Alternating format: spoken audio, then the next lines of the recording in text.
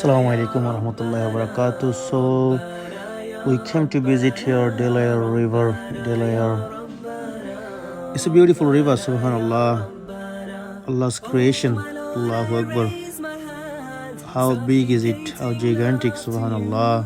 Allah subhanahu wa ta'ala said in the Quran, travel around my world and look at Allah subhanahu wa ta'ala's creation. Ponder about Allah subhanahu wa ta'ala's creation. Then you will appreciate Allah subhanahu wa ta'ala's bounties, Allah subhanahu wa ta'ala's blessing.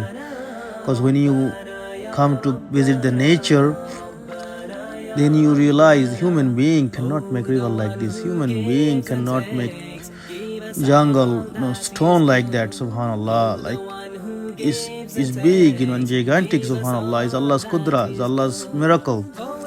And when you see this, you appreciate Allah subhanahu wa ta'ala's creation and you have more love for Allah subhanahu wa ta'ala.